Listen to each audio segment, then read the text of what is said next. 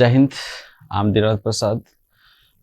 Today I'm going to discuss a very important topic of one of the power system, that is load curve. What is load curve and the connected various term and terminology which is used in load curve, which I am going to discuss here. So first of all, I will going to discuss what is load curve. What is load curve? So a load curve is plotted basically between the load and the time. So you can see in this diagram, this is the y-axis showing the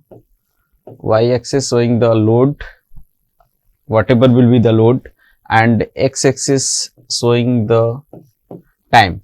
So if we plot any load with respect to time, that is called the load curve. So either we represent is load in watt, either we will represent it is in kilowatt, or it is represented in megawatt. Anything we can represent load in any quantity, that is dependent upon the load, what will be the quantity of load it is, and the time.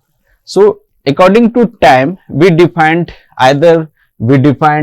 time for the 24 hour, either we take a time for a instant of time, like we take load at 1 hour, we take load time at in a month, in a year, in a 6 month.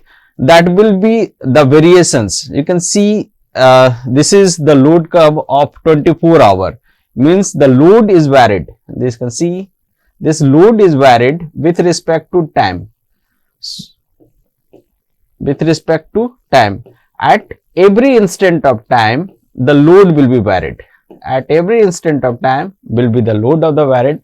So in this load curve, the load is varied with respect to 24 hours of the time. So this is called a daily load curve.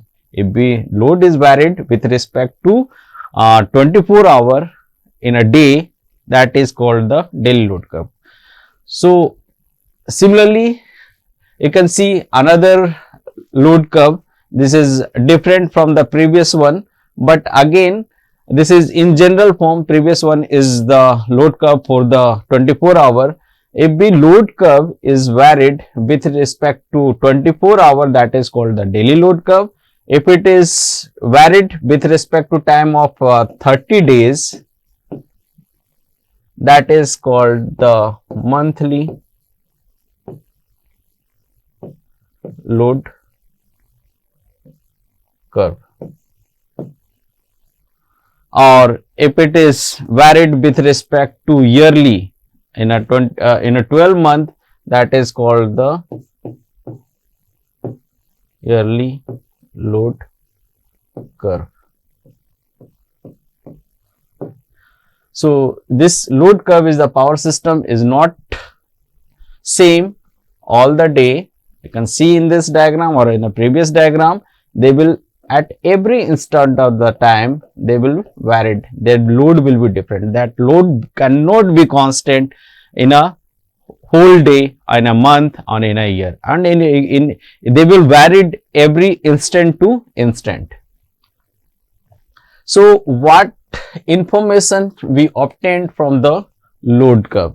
So you can see the load duration curve is determine the load variations during the different hours of the day. So we can determine in which hour and which time what will be the load. The variations we can find from this load curve. This is one of the very important information we will get. Another information we get, it indicates the peak load, which determines the maximum demand of the power stations. Means in a particular load curve, let's suppose this is the load curve, this is the load either in kilowatt or watt, and this is time. Let's suppose this is the load curve. So it second point indicates we can through this load curve, let's suppose at a particular instant of time, any instant of time, the load will be maximum. This is the maximum load. This is the maximum load. Maximum load. So we can simply know कि at a particular time this instant of the load we consume, what will be the maximum load we can get from this information we will get from the load curve. Another one is the area under the load curve gives the total energy generated at period under the considerations. If we calculate the total, the total area with respect to time, if we multiply, we can get how much will be the energy we generated. That will be important information again we will get from this load curve. Another one is area under the curve divided by, if we divide area under the curve by the total number of hours, we will get the what quantity of load. Like either we divide it by 24 hour, either it divided by the in a 30 days or in a yearly or in a 6 month, whatever we according to our use we divided in a denominator term, we will get how much will be the load we consume. That again very important information we will get from the load curve. Another important is the utility load curve. This is same as a load curve. What other information we will get? That is the load curve decide the installed capacity of the power stations. We decide what should be the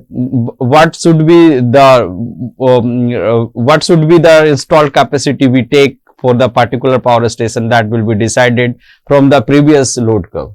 That is another important. Another one is it is helpful for choosing the most economical size of various generating unit. This is another important, very important point. We can decide the economical size. We can do the economical analysis from this load curve. We can decide the load curve estimates the generating code. What will be the generating code? That again we will decide from the any load curve.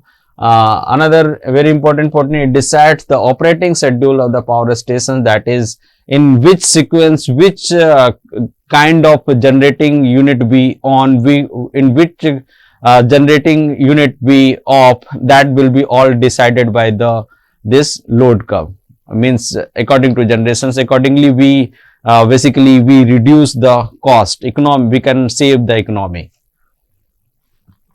Now on continuation with load curve, we have to know what is load duration curve. You can see in this diagram, as we already discussed, the load will be not constant. That will be varied with respect to time to time. At any instant of time, load will be different. Load will be differ. But what load duration curve says, at any time, let's suppose from 0 to 4 hour, any instant of time, from the 24 hour, let's suppose this is the 24 hour durations curve. At any instant, the maximum load is 30 megawatt. Then another is 20 megawatt, then 8 megawatt, then 5 megawatt. So you can see clearly in this diagram what load duration curve say. First of all, we plot the load duration curve with the highest load. Again we put lowest load, then lowest cost, then the lowest. Means they will plotted like in this fashion. That is known as load duration curve. So the load duration curve is defined as the curve between the load and the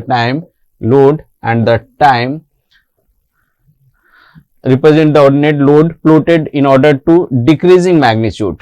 Means 30 megawatt, 20 megawatt, 8 megawatt, 5 megawatt considerably we increase. Another for the understanding very clearly about the load duration curve, you can see this diagram.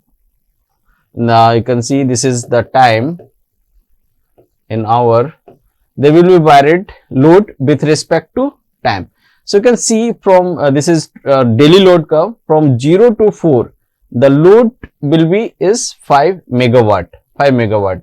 For the duration 4 to 8 hour, this will be using load as a 15 megawatt, and from 8 to 16 hour, the load will be 20, then 16 to 24 will be load will be 5 megawatt. So you can see in 24 hours the variations of load will be differ. As we know, the load will cannot be constant at the varied time. This is the general load curve. But if we make load duration curve from this load curve, how to make? So you can see the duration from 8 to 16, around 8 hours. 8 to 16 means 8 hours. So we can plot 0 to 8, that is the duration between them is 8 hours. We taken as first, and the capacity they are using as 20 megawatt. We put as a 20 megawatt. Afterward, we can maximum demand we can use, maximum load we can use, that is of 15 megawatt of durations of 4 to 8 means 4 hour, 8 to 12, next 4 hour, we put the next 4 hour, that is 8 to 12, that is 4 of 15 megawatt. So we put here as a 15 megawatt. Again, the maximum will be same, that is 0 to 4 we use 5 megawatt, and 16 to 24 we use 5 megawatt. So put 12 hour to next 24 hour, that is 12 hour we use consume 5 megawatt. This is simple, like to understand the example way to how to what is load duration curve. This is not exactly same, because the load cannot be constant for the 12 hour, like 12 to 24 hour cannot be 5 megawatt we can use. That load will be varied. Means if you assume in our home the five rooms are there, at every time the load cannot be constant. So another terminology is connected load. What is connected load? So for the understanding of connected load, you can see we can refer this simple diagram. The connected load is the sum of continuous rating of all equipment connected to the supply system is known as the connected load. Like in our from the some power plant, there is some houses that like there is 4 houses and 2 factories is connected, some storage is connected, some other power plant is connected.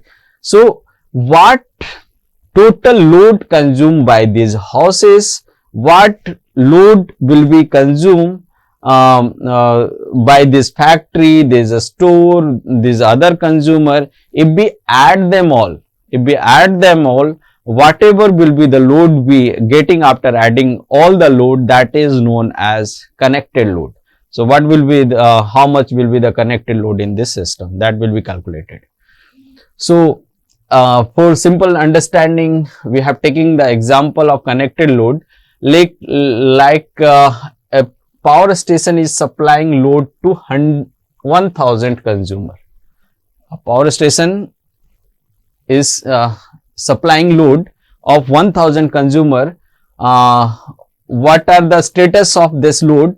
That is, we use taken as a 500 watt lamp. We take 260 watt fan. We take a power socket of a capacity of 500 watt. So what will be the total load of this 1000 consumer? What will be the connected load? How we calculate? So for the connected load calculations, we multiply, that is the 5 lamp of 100 watt capacity, we multiply 5 into 100. Then there is a 2 fan of 60 watt capacity, that is 2 into 60, plus they having one power socket of 500 watt, we add them 500, we get total of 1120 watt. This is the total load. But how will distribute among all 1000 consumers? So just we multiply 1120 into 1000, that is this 1120 kilowatt. So by this way we can get the connected load. There is a lot of consumers, they having different capacity. Just we know the watt capacity they use, just simple multiply and then add them, we can get the connected load. Now maximum demand. Maximum demand already have discussed. What is maximum demand? As we know, the load curve will be varied with respect to load and the time, and a particular instant of time, what will be the maximum demand. So you can see in this diagram, the load will be varied, but at an instant of 6 p.m. the load capacity is around 6 megawatt. So this this instant will be the maximum demand, and we know at which time what will be the maximum demand. That will be know. That cannot get from this load curve. This important information we will get from the load curve. Now come to demand factor. What is demand factor? Everyone knows, I have discussed already maximum demand and connected load. So if we calculate the demand factor, what will be the demand factor? This is again we will get from the load curve. For getting the demand factor, what will be the demand factor? We will get to know previously what will be the maximum demand, what will be the connected load. If we know the maximum demand and connected load, we will simply calculate the demand factor. So for a particular substations, let's suppose this is load curve, we will get the maximum demand at particular instant, and total connected load, if we add and divided it by connected load, we will get the demand factor. As we know, connected load will be always higher. Connected load will be always higher than the maximum demand. If the connected load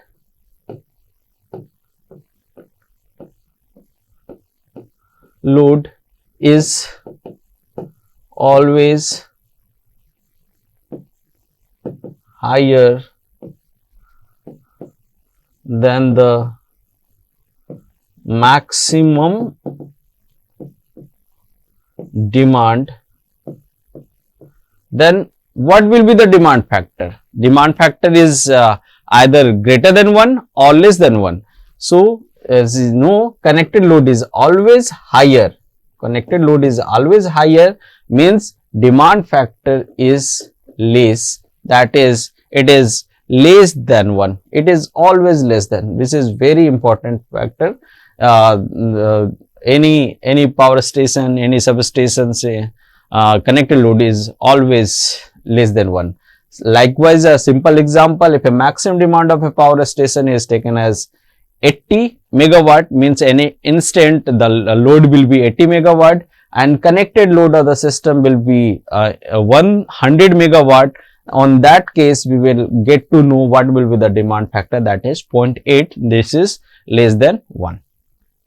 Now another factor is diversity factor. How we calculate the diversity? So for the calculation of diversity factor, we have to know the sum of individual maximum demand. What will be the sum of individually maximum demand? We will calculate according to the load and what quantity it is, and if we divide it by the maximum demand of the power plant, if we divide it, we will get the diversity factor. But In this case, diversity factor, you can see sum of individual maximum demand is always higher than the maximum demand, means maximum demand is less in any load curve. In any load curve, individual maximum demand will be always higher than the maximum demand of any power stations. On that case, we will get to know the diversity factor is always higher, or you can say more than 1 or greater than 1 of any power plant. Okay, now the installed capacity. Either we know installed capacity, name of the installed capacity, or we known as what will be the plant capacity of a particular station, what will be the nameplate capacity, that is maximum. As we say, what will be the installed capacity of India, means it is the maximum possible power can generate through the various sources. Likewise, installed capacity of any plant or plant capacity, it is represent the maximum possible power that can be produced or that can be generated from any kind of power plant. So, this is the design. For any design, we can know what will be the installed capacity of a particular power plant. So, or in other term, installed capacity is defined as the nominal power value of the power plant, and this may be represented in kilowatt and in megawatt rating. Now come to reserve capacity. What is reserve capacity? So for the calculation of reserve capacity, first of all, what will be the nameplate capacity or what will be the total installed capacity, we have to know, and in a power station part will be the maximum demand in a day, in a year, in a week. What will be the maximum demand? If we know, we simply calculate the reserve capacity of a plant. Now plant capacity factor. This is another very important term in a load factor. If we calculate, we're going to calculate the plant capacity factor. What will be the plant capacity for the knowing the performance of any power plant? We know the average demand. Average demand, how we calculate? Average demand we calculate from the area under the curve. That will be area under the curve of the in a daily load curve, in a monthly or in a yearly. We calculate the average demand. In a next lecture, I will discuss some numerical problem. From there, we will more clear how to calculate the demand factor from any load curve. And the installed capacity, which is defined, which is given in any power plant. So if we divide it, average demand divided by the installed capacity, we will get to know the what will be the capacity plant capacity factor of a power plant. Now come to utilization factor.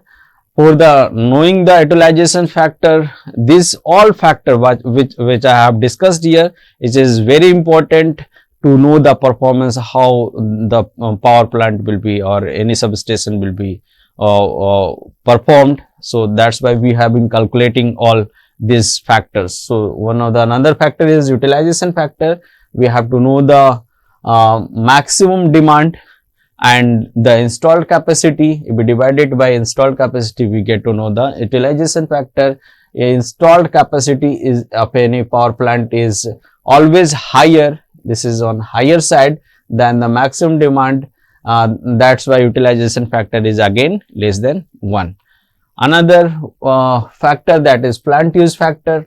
For knowing the plant use factor, we have to know what will be the actual energy produced. Actual energy produced we will calculate from the load curve. That is the area under curve we calculate, that is or we calculate average demand into divided by the time instant anything that is either of